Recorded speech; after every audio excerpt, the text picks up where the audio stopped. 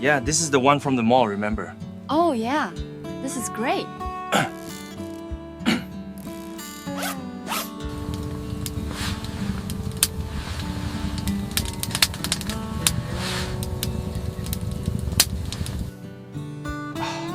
It's crazy how fast technology is moving. We just got this new phone. And it already feels outdated. It's been a long time since I've seen you. How have you been?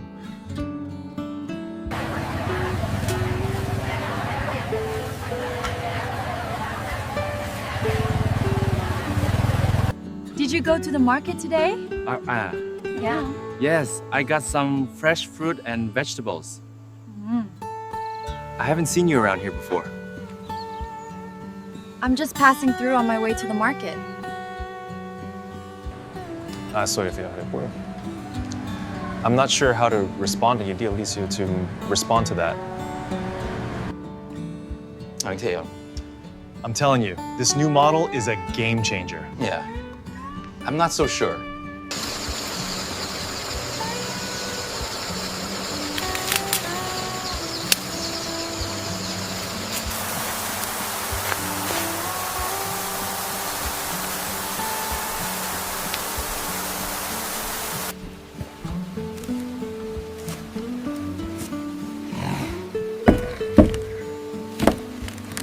It began on a crisp, quiet morning in the mountains where the air felt lighter and life moved a little slower.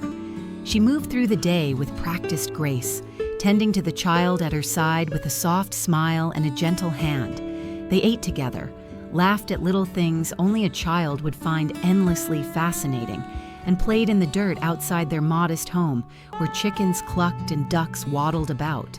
There was peace in these routines, something she had come to treasure after years of uncertainty. As the sun filtered through the mist, she poured feed into bowls and watched the birds gather greedily, the child mimicking her movements with clumsy affection. It was a simple life, but it was hers. Then came the call.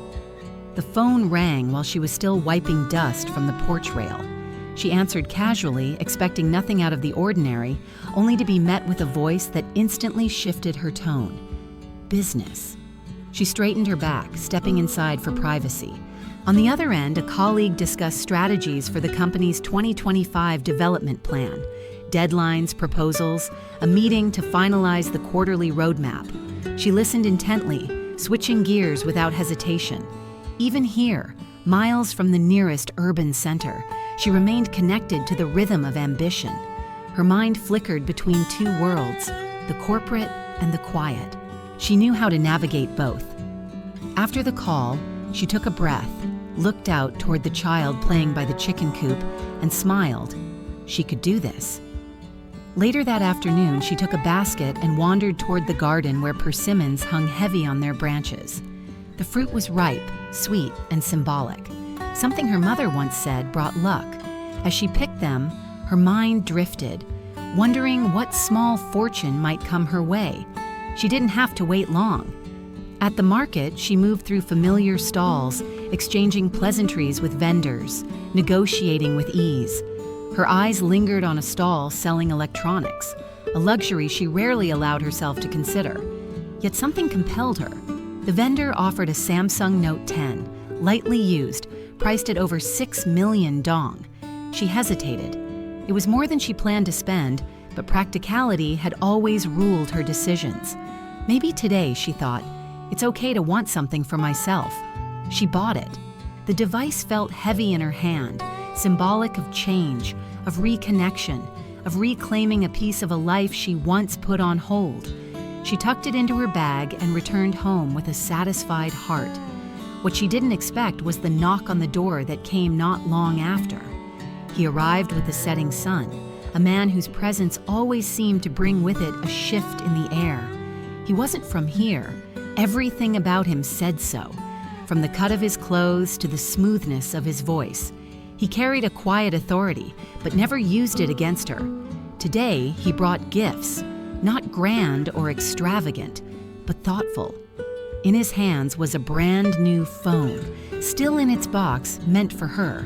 She stared at it, stunned. "You live far," he said with a soft chuckle. and you need to be able to reach people when you need to.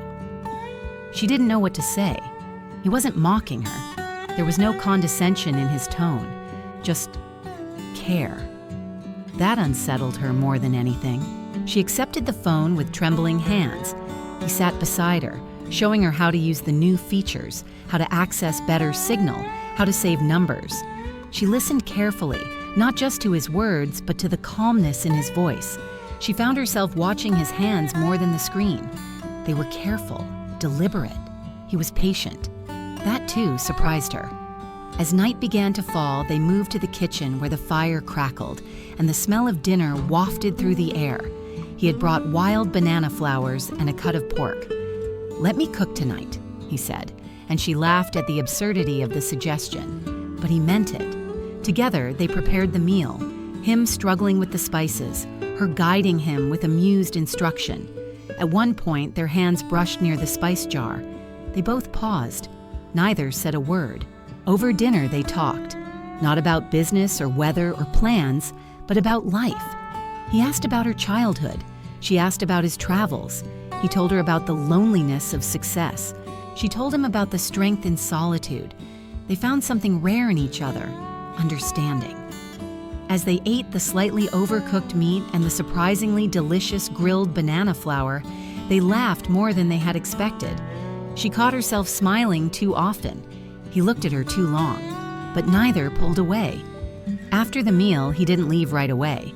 He helped clean up, drying dishes while she washed. The child had already fallen asleep, curled in a corner with a toy. Silence wrapped around them like a blanket. Finally, at the door, he paused. "I didn't come here to impress you," he said quietly. "I just wanted to see if you were doing okay." She nodded, not trusting her voice. "And?" she asked. "I think you're doing more than okay," he replied. Then he left. She stood in the doorway long after the sound of his motorcycle faded. That night, she couldn't sleep, not because of excitement, but because something had shifted. A wall, perhaps, had cracked. She stared at the two phones on her table, the old one she bought earlier that day, and the new one he gave her, both symbols of communication, of connection. One chosen for herself, one gifted out of thoughtfulness. She didn't know which meant more, but she knew something had begun, something that would not be easily ignored. The next morning, she used the new phone to call her mother. They hadn't spoken in weeks. They talked about vegetables, about chickens, and finally, about him. Her mother said, "Sometimes the people who bring gifts are the ones who carry wounds." She didn't understand it then, but she would. Over the following days, he returned. Not every day, but often enough. Always with a reason. One day, it was extra supplies from town. Another day, a request for her opinion on a project. But the reasons mattered less than the fact that he came. They spent more time together, walking to the edge of the village, sitting near the stream while the child played. They talked about things that didn't seem important until later. Memories, regrets, possibilities. She learned that he had once been married, briefly, to someone who didn't want the quiet life. He learned that she had once left the city because it stopped feeling like home. They were opposites in many ways. His world of boardrooms and briefcases, hers of gardens and grounding. But they both understood loneliness. They both craved peace. And slowly, without either of them saying it aloud, something fragile and beautiful began to form. It wasn't love yet, but it was something close, a gentle gravity pulling them toward each other. And it all began with a gift. A phone meant to bridge a distance neither of them had acknowledged until they started closing it together. It had only been a few days since that quiet dinner, yet everything seemed different now. The air between them carried a tension that wasn't born of discomfort, but of awareness. Each visit, each word, each look between them was charged with something unspoken, something neither of them dared to name aloud. He came again, this time without gifts, without excuses, just himself. She met him at the gate with a smile that she tried to hide behind modesty. He noticed, of course, but said nothing. They talked about the weather first, how the rain had softened the earth and how the fields would be fertile this season. Then about the chickens and how the eggs had been fewer than usual. then about the child who now followed him around like a loyal duckling. It was all ordinary, harmless conversation, and yet beneath every word was a tremor of intimacy, as if their hearts were dancing just beneath the surface. That day, he helped her harvest herbs from the hill behind her house. It was steep, the sun relentless, and she had expected him to give up halfway through, but he didn't. He climbed with her, carried baskets, wiped his brow without complaint. When they reached the top, she laid out a mat and offered him a water bottle. They sat under a tree, overlooking the stretch of land below, both of them sweating, breathing hard, yet somehow peaceful. "This is the first time I've worked this hard in years," he said with a grin. "City life makes you soft." She laughed and handed him a slice of dried persimmon. "And this," she said, "is the reward." They ate in silence for a while, the kind of silence that says everything. Then slowly he spoke about his past, not the polished version, but the raw one. He told her about his late mother, about how he grew up without a father, about the first time he lost everything in business and thought he would never recover. His voice was steady, but there was pain behind it. She listened, not with sympathy, but with presence. When he finished, she didn't offer comfort. She offered understanding. "Everyone falls," she said. "What matters is whether you choose to stay down." He looked at her like he was seeing her for the first time. "You make it sound so easy." "It's not," she replied, "but it's possible." That night, he didn't leave. He stayed in the spare room after pretending the road was too slippery from the afternoon rain. She didn't protest. The child was delighted, asking for a bedtime story. He told one about a fox who wanted to be a farmer. His voice was low and warm, and she stood by the door, listening, her hand pressed to her heart without realizing it. When the story ended and the child slept, they met in the kitchen again. This time, she made tea. They drank in silence until he asked, "Why did you stay here? Why didn't you go back to the city?"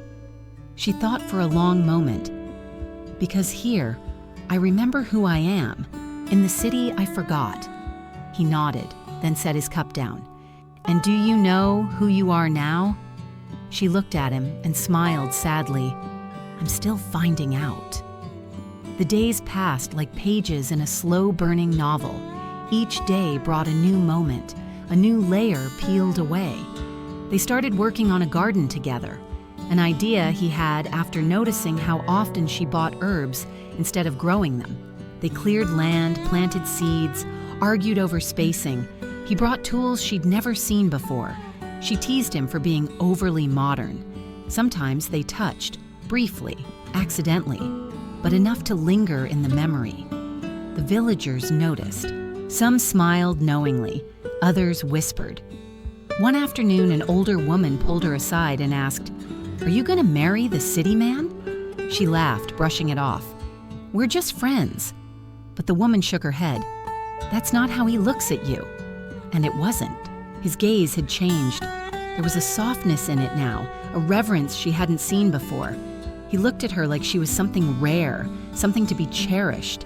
And she was scared, because she'd been looked at before, by others, but never seen. Not like this.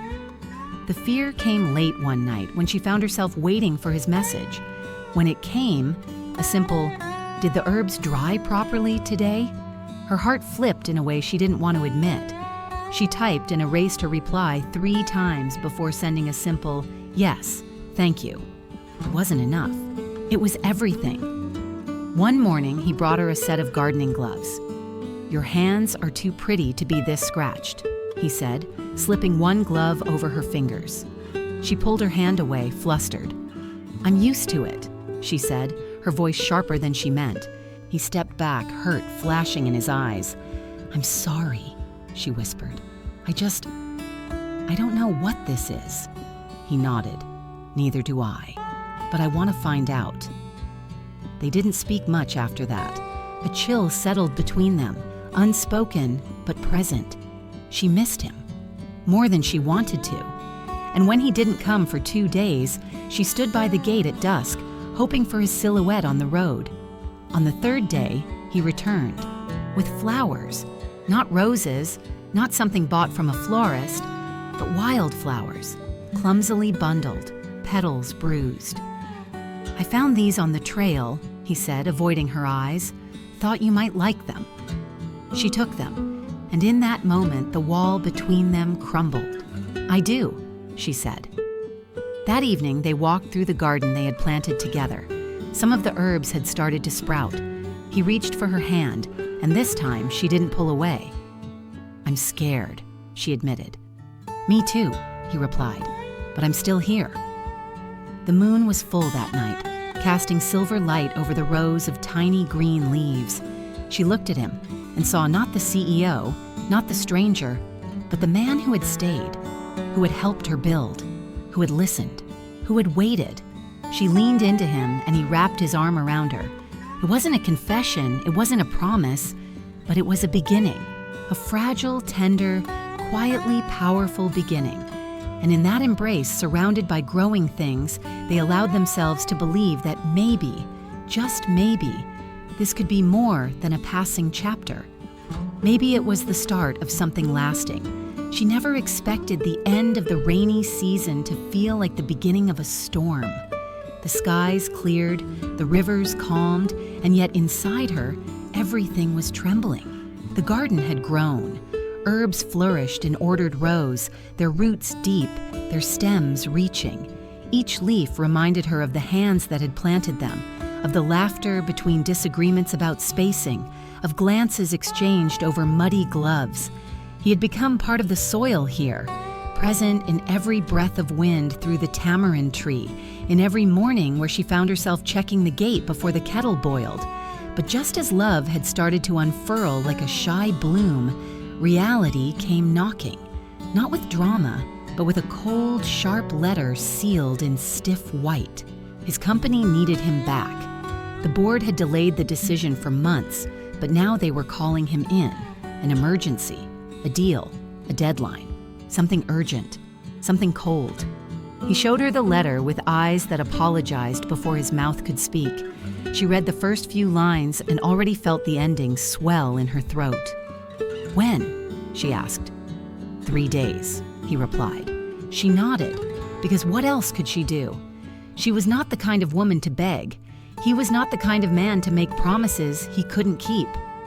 The next morning, she avoided him.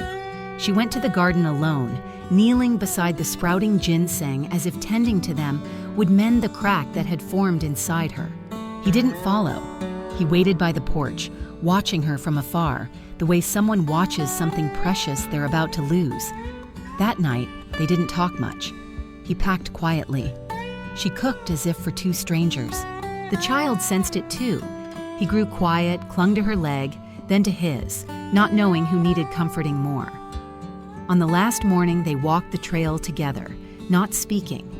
The sun was rising behind the hills, casting gold over the path they had taken so many times before. She stopped by the herb drying shed and reached into her pocket. "This is for you," she said, placing a small satchel in his hand. Inside were 3 things: a dried sprig of fish mint, a folded note, and 1 gardening glove. His, the one she had kept when he left it behind weeks ago. "In case you forget where your hands belong," she whispered. He held it like it was something breakable. "Will you wait for me?" he asked, his voice barely audible. She didn't answer. Instead, she leaned forward and kissed his cheek. Not a farewell, not a promise, but a memory pressed into skin. And then he left. The weeks that followed blurred into a strange mixture of silence and noise. The village was the same calls of chickens, the same market songs, but she had changed.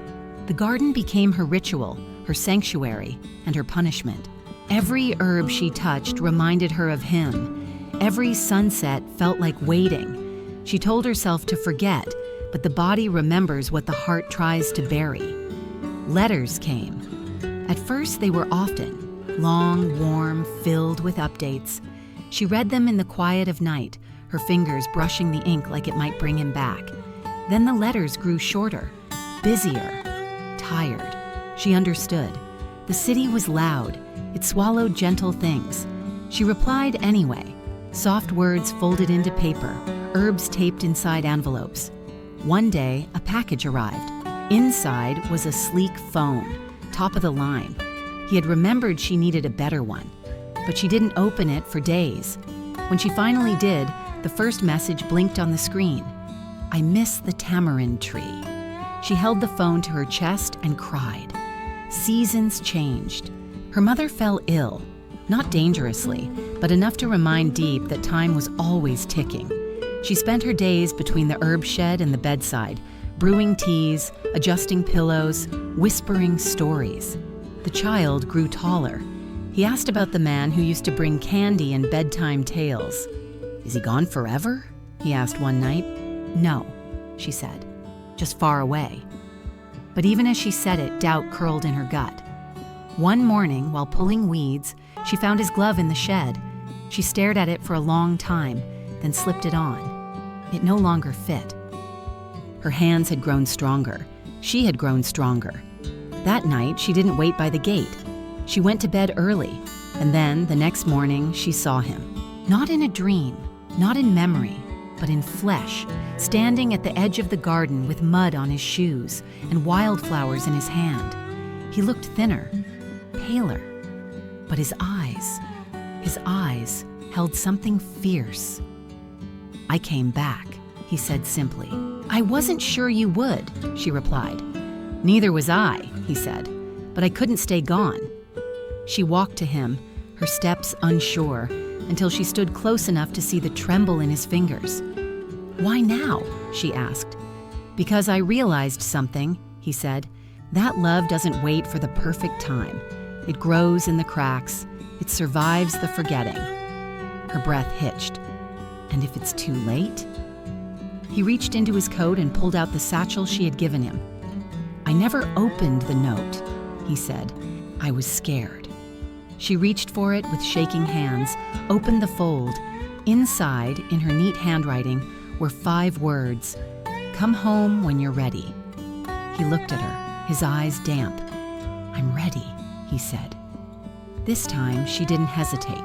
She took his hand, led him to the garden, to the place where everything had begun. The herbs swayed in the breeze, the soil rich with memory. The child ran toward them, yelling his name. Her mother watched from the porch, a knowing smile on her face, and as the sun dipped low, painting the world in amber, they stood together in the field they had built, not with blueprints or contracts, but with care, with waiting, with forgiveness. He cupped her face gently as if afraid she might vanish. "Stay," she whispered. "I'm not leaving again," he replied. And in that final breath, beneath the tamarind tree, they weren't 2 people healing from separate wounds. They were one story, finally whole,